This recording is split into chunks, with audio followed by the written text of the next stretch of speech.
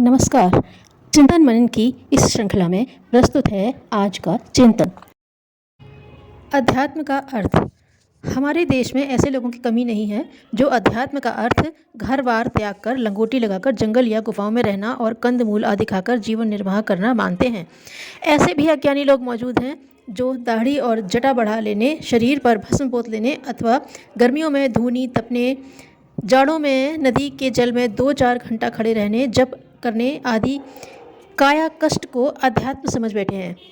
हम बतलाना चाहते हैं कि ये सब भ्रम युक्त विचार हैं।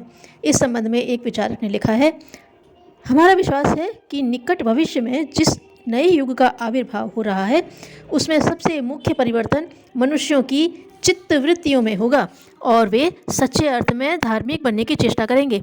यह कोई ज़रूरी बात नहीं कि इसके लिए जंगल में जाकर ही तपस्या की जाए या कुर्ता धोती कोट पजामा आदि छोड़कर कौपीन धारण कर ली जाए, छाल अथवा पत्तों के वस्त्र धारण किए जाएं। ये सब तो ऊपरी बातें हैं जो देश काल के अनुसार अपने आप बदलती रहती हैं। कोई ज़माना था जब देश का अधिकांश भाग जंगल था और कातने बुनने की कला का प्रचार बहुत कम हुआ था। तब लोग मरे हुए या मारे हुए हिरन, शेर आदि की खाल ओढ़ने, बिछाने, पहनने का काम लिया करते थे।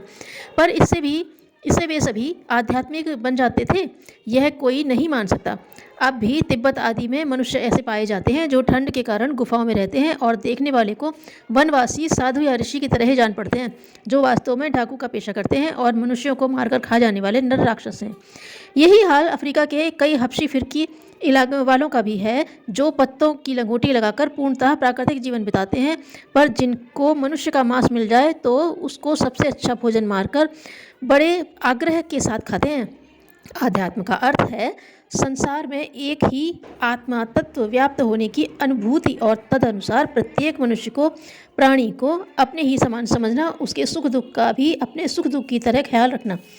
भविष्य के मनुष्य इसी धर्म की मानने वाले होंगे, चाहे वे घंटों तक मंदिर में बैठकर मूर्तियों की पूजा आरती न करें और मजहब के नाम पर दूसरे संप्रदायों की निंदा करने, मरने मारने को उद्धत न हो, पर वे सबको अपने समान एक ही विराट आत्मा का अंश मानकर सबके साथ प्रेम, सहानुभूति, उदारता का व्यवहार करेंगे।